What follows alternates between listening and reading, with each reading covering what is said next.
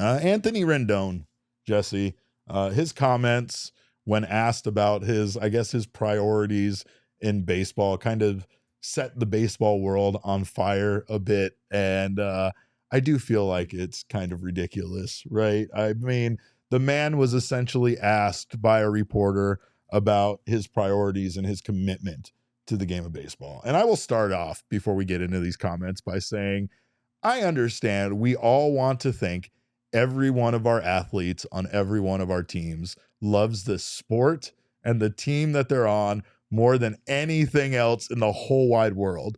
But that is just realistically not the case with human beings. Sure. And I think the problem is that for the most part, athletes know what we want to hear and athletes say the things that we want to hear. But few people are Corbin Carroll, Jesse. Few people are out there committing, basically breaking and entering, felonies to go to a high school and play baseball with his mom.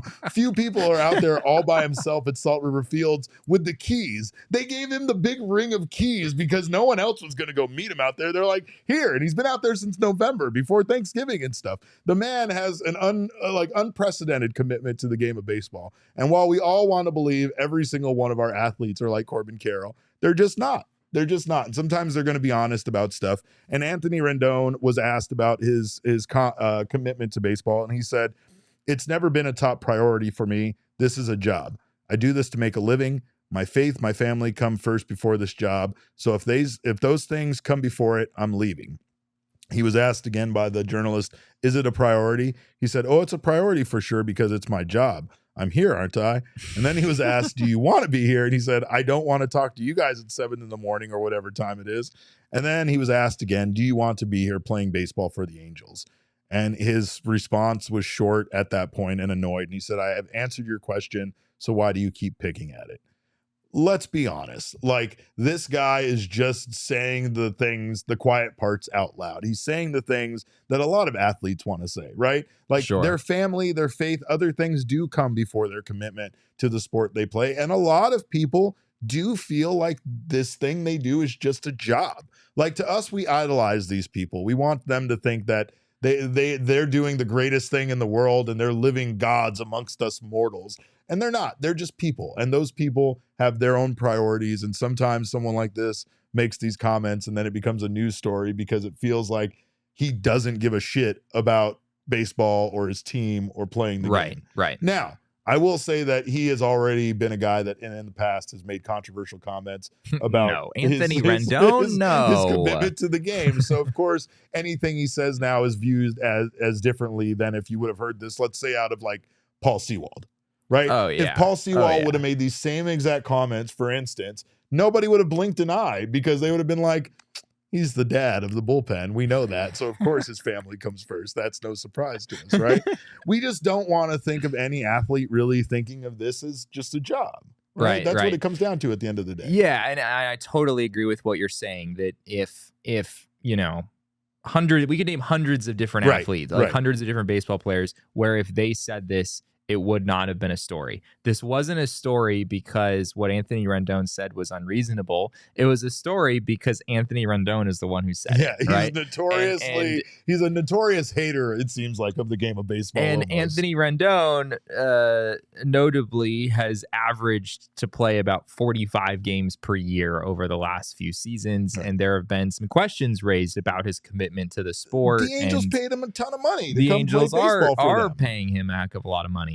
But yeah, I mean, I would almost be concerned, honestly, if any athlete views baseball as being more important than, things like their faith or their family or, I mean, at the end of the day, like our jobs do not define who we are as people. Although working at PHNX, sometimes it has felt that it defines me as a person because it takes up a lot of my time. I'm a goddamn mayor, Jesse. I'm a captain mayor. What are we talking about? Yeah, that's fair. Here? You clearly just leaned into defining your entire identity based on working at PHNX. I said, when I lose this job, I assure you I will be a broken shell of myself because I will have no identity any longer. I will have given everything to this company. But I also understand, like, we love this job. We love this job. And there are like thousands of people that would love to have a job like this, millions of people, maybe even, right? There's millions of sports fans out there, and they would love to have an opportunity to work covering a team or a sport that they love as much as you and I love baseball, right? Totally. But it doesn't change the fact that this is still a job for us. There are still days where we hate this job. There's still days where we get up, we don't want to come to this job. Like, it is a job, and it doesn't matter, I think, sometimes how cool your job is. Once it becomes your job, there are going to be times where this is how you feel about it, right? Sure. And Merrill Kelly appeared on Chris Rose's podcast, and Chris Rose talked to him about the situation, and this is what Merrill Kelly actually had to say in regards to this. Yeah, I think so. That's what the beauty of baseball is. When you walk into a locker room, the spectrum of people and personalities and ideals and values and all of that are on such a range of a spectrum. There's people that love baseball, the game of it, the ins and outs, the strategy of it. And then there's also guys on the other end of the spectrum that don't necessarily love the game, but they're really good at it, and they can make a lot of money, and they can support their family, and they can do what it is that they really enjoy doing through this vehicle that is, like he said, like his job. What we do is a lot of fun, but it's also a grind. We're away from our families for most of the year. We're traveling, living out of suitcases, going from city to city, flight and flight. I'll say it this way. If fans think he's the only guy that views baseball that way, I think they'd be very mistaken. It's that part at the end I think is very poignant. Well right? said. And of course, being in the clubhouse, being in the locker room, they get to be around guys that have the same mentality. They're not going to necessarily speak on it the same way Rendon did, but at the same time, they do feel that way. That comes back to when Torey was asked last week about the personalities that they bring into this clubhouse, right? And that's really why it comes down to talent selection and really trying to dig in to see if these guys are necessarily committed as much as you need them to be in order to run a successful team like the Diamondbacks, right? Like, there are other teams that can experience success with maybe having some of those big egos, maybe having some of those people that feel that way. But the way Torey runs his team, the way that this team found success was that connected and dangerous mentality from last season, right? And I mean, Teo brought that up. Like, do you seek out these people on purpose that kind of mesh well? Because Eugenio, Eduardo, all of these new additions to this team all seem to be fitting in very well with their teammates. And it just kind of seems like that is kind of part of the talent scouting that the Diamondbacks purposefully do. You do have to be careful who you give a big contract to, because you could give a big contract to a guy like this who isn't really committed to, trying to be on the field every day and be his best every day, right? That's kind of what is why that character factor is such a big deal for the Diamondbacks.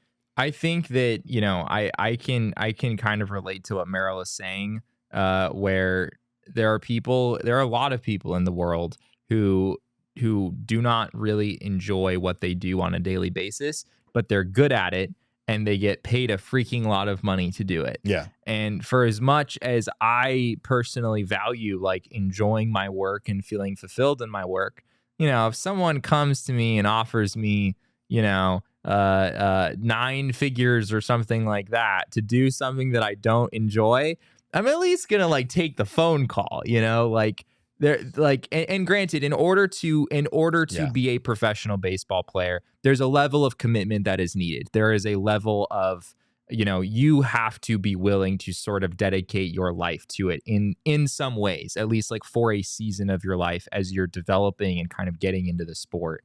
But once you're there, I mean, once you're a major league player and you've got the contract and all those things, I understand, like, you might reach a point where your heart maybe isn't in it in the way that it once was, but you're getting paid a lot of money to do it. And you're okay working a job that maybe your heart isn't in, but you're making a decent chunk of change and you're pretty good at it at the same time.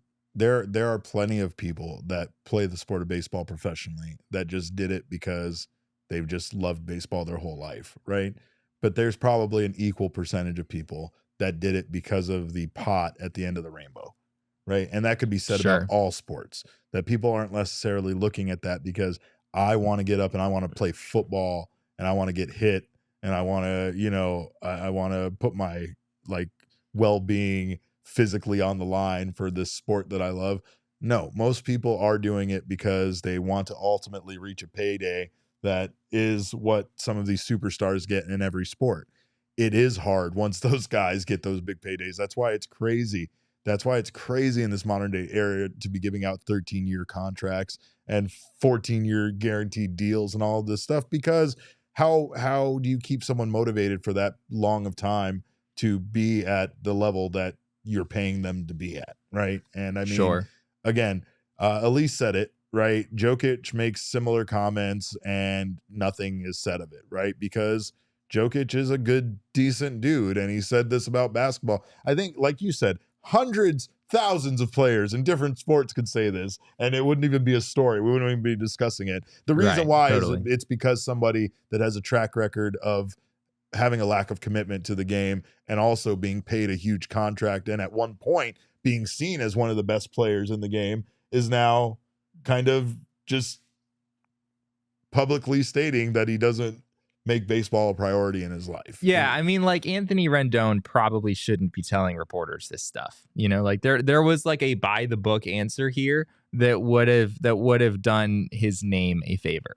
But also, this is Anthony Rendon, and when has Anthony Rendon ever seemed remotely concerned about the way that people perceive him, right? It's almost part of his brand at this point that he is fully willing to go on the record and say the most controversial, provocative things, and he knows how people are going to react to it, and I don't think it really bothers him.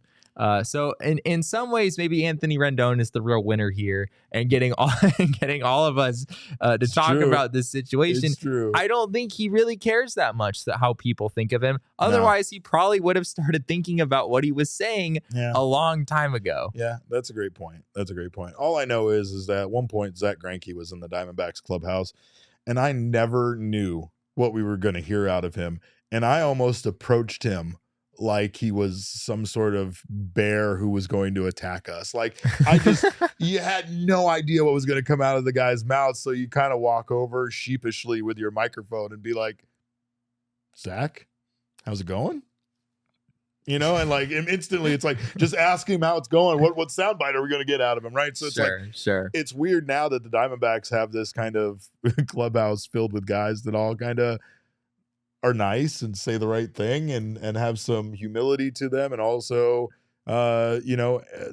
have a different level of commitment when they answer these questions than this, right? Yeah, that's essentially what we all want at the end of the day. Is we want the players on our team to sound like they're more committed than this. And again, his answer is not an answer that should be villainized, scrutinized, or even discussed.